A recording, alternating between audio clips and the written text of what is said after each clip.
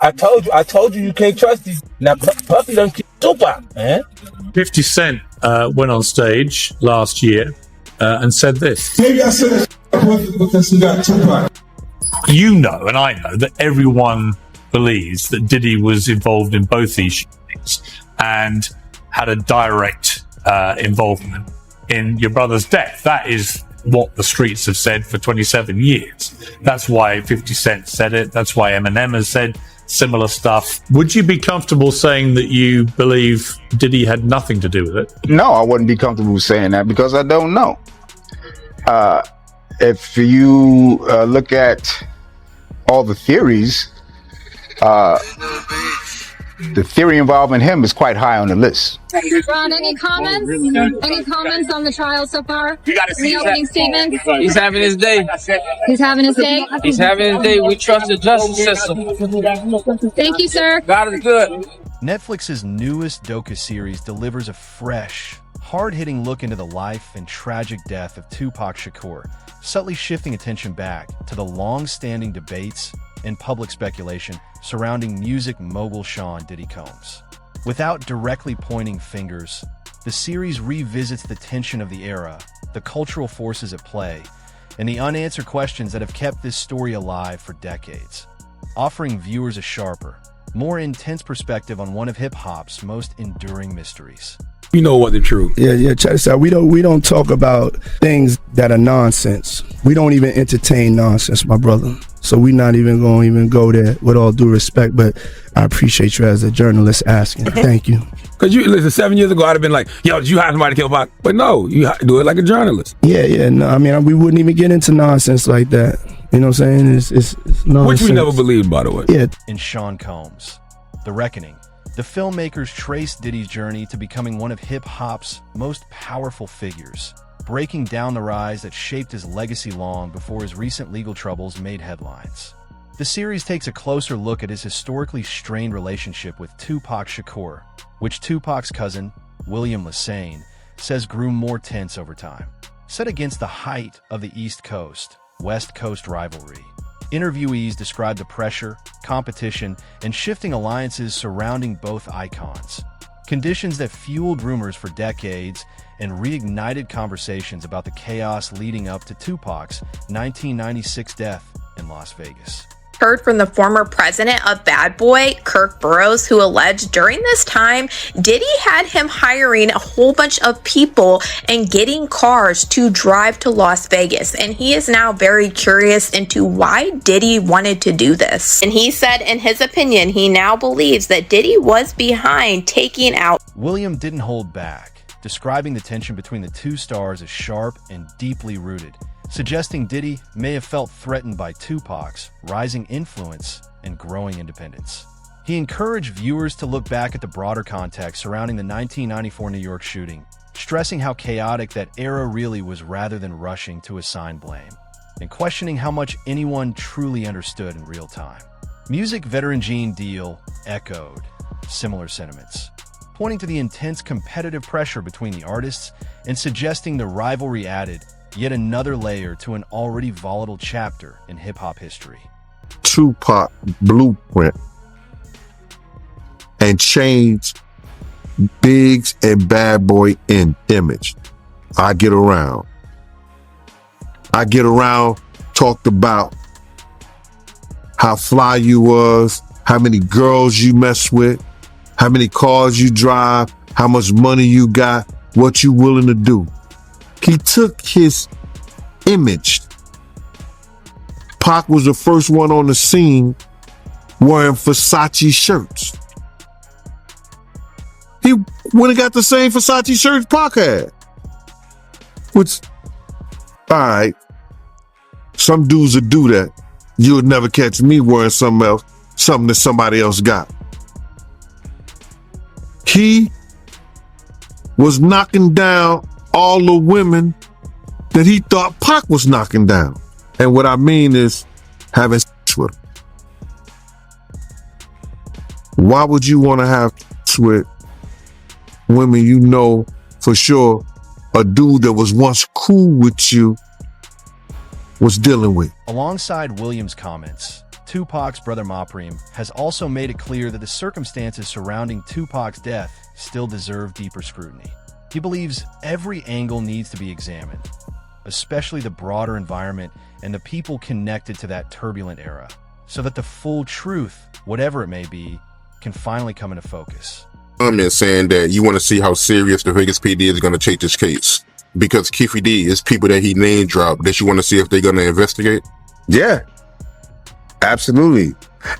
That's why I'm curious to see how they plan to deal with the case, because he, in his own admissions, mentions other people. You know, are they going to say what happened to these people? Yes, Puffy being one of them. I don't know where that's going to lead, but I do believe there were accomplices, and I don't think all of them have been looked at. So, you know, because over the years, you know, it's a lot of years, you know, amongst the family, we talk, we want to figure it out too. We thinking certain things too. So, you know, we're waiting to see if we can trust this process. I feel like it's bigger because I haven't heard anything about that part of the story from the prosecutor's office.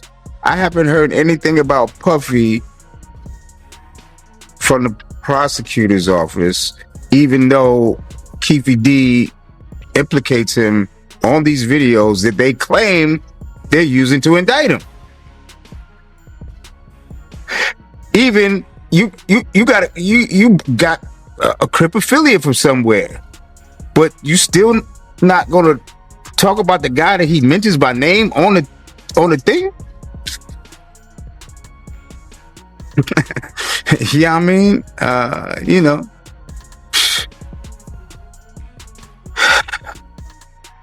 it's exhausting. You know, or you know, I'm waiting to see how far they go, because that's what everybody's talking about. That's what everybody's talking about. What about Puffy? You know, so it would be weird that the prosecutor's office wouldn't know and address it.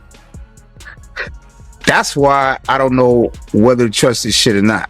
Mopreme later shared that during Tupac's final moments, his brother appeared to be trying desperately to say something important.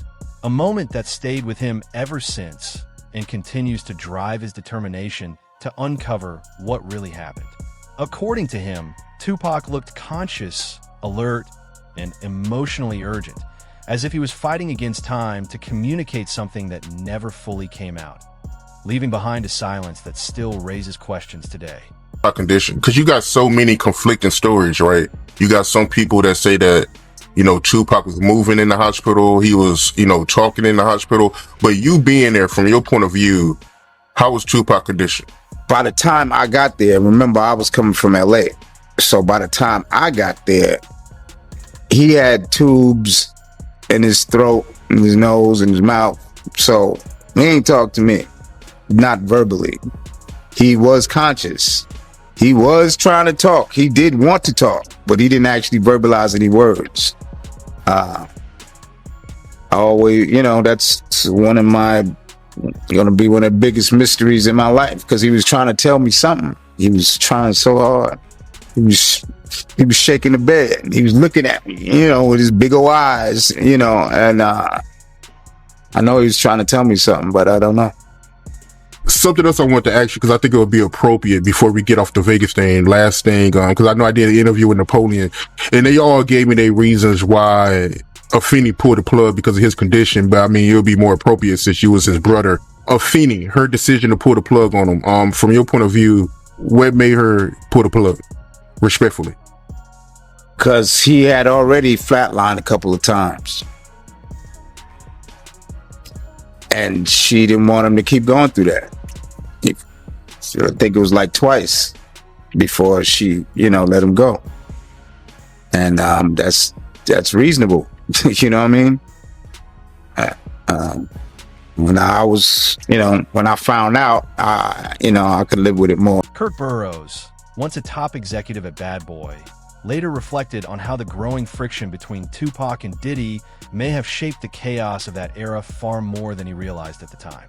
William echoed a similar sentiment, explaining how the dynamic between the two artists became increasingly uneasy as Diddy pushed Biggie's rapid rise, while Tupac continued carving out his own independent path. From William's perspective, Diddy had hoped for deeper creative ties with Tupac, but their ambitions were clearly moving in different directions, fueling a competitive atmosphere that only intensified the surrounding tension. That same charged environment set the stage for Tupac's 1994 trip to Quad Studios, where he was suddenly attacked and seriously injured, an incident that went on to become one of the most dissected turning points in hip-hop history.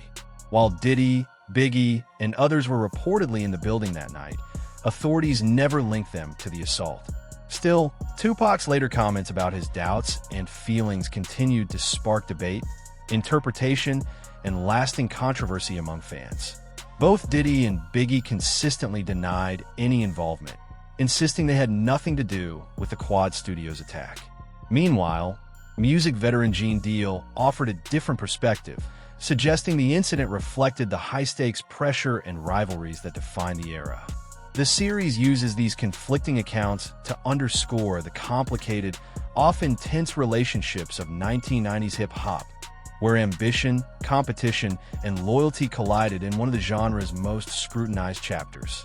Puffy knew Tupac was going to get robbed at Quad Studios?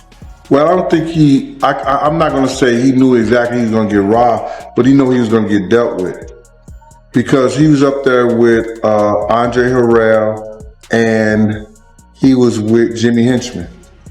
And even though I think Pac may have owed Jimmy some money, or he was being disrespectful with Jimmy, and Jimmy ain't the type of dude that you was going to be disrespectful for, because he had some real wolves. And Jimmy was about it himself. You know what I mean? So now, in that essence, Puff is up there in the office with him. They know they about to deal with Pac, you know what I'm saying? I don't know the extent that Jimmy told him what they was gonna do to Pac, or he's gonna get dealt with or whatever like that. But I know Puff had a whiff of what was going on. Years later, in 2011, Dexter Isaac stepped forward claiming he was involved in the 1994 Quad Studios shooting, alleging that he acted under the direction of a music industry figure who was present at the time. While his claims added yet another layer to the long-running mystery, they remain part of a wider web of testimony and speculation that continues to surround the incident, further showing just how complex and contested this chapter of hip-hop history truly is. You know that he had another bracelet that was like a bicycle chain and with charms on it, right? Just gonna say that, all right? He had the diamond chain on with the chain with diamonds in each link going through it, right? He had a big stone on the diamond ring and a smaller stone, one for 35,000 and the one for 20,000, all right? So even Stretch that did this shit, I took his bracelet too, and changed it and put his name, my man's name on it, and took off the name on it. So my is claiming that this even so hold on, homie. Claiming that he was Tupac's stepdaddy, wrote me and wanted me to have my people meet him and give him back the chain and shit, talking about some redemption shit. You know, them niggas ain't had it, man. So hold on, hey Dex. So that day that happened, November 30th, 1994, it wasn't just Tupac and Freddie Nichols. Stretch was with them too? Stretch was with them too, yeah. Stretch set the whole shit up. He was in cahoots. He was giving us play-by-play where they was at. On their way there, he was in communication with Jimmy and shit. You know, Jimmy promised them two big eggs and shit. Wow, so he sold Pac out for a quarter brick, basically. Yeah, basically. Yeah. And Killboy too. Wow. Yeah. Jimmy Henchman, meanwhile, has consistently denied any involvement, insisting he had no connection whatsoever to the Quad Studios incident. His firm denial only adds another layer to the conflicting narratives tied to that night, highlighting how much of this story remains unresolved and deeply debated to this day. there was a big frame picture, photograph on one of your walls, and it had Tupac on it wearing a Henchman Entertainment t-shirt. Now, a few years ago, there was a guy named Dexter Isaac that came forward who claimed that you were connected to the Tupac shooting. Do you have anything to say about that? No, 100%. I've never ducked from answering any Tupac questions, which I could understand if I don't know how Quad Studio morphed into, like I was in Vegas and was part of the shooters that actually ended in his demise. And let me say, me and Tupac were friends, and me and him were friends. I had nothing against Tupac. I liked him. He was younger than me. I'm sure that he looked up to me. There's many moments that me and Pac had that were very intimate, where he's talked to me about things that he was afraid of, or things that he loved to do, and all of those kind of things. Here it is, you have a prosecutor and you have a guy who's in jail for life. When they pulled Dexter down to interview him in regards to what he knew about me and Tupac and so on and so forth, I have no doubt at this point that Dexter probably was the guy or one of the assailants on Tupac. But Dexter's story just doesn't make sense.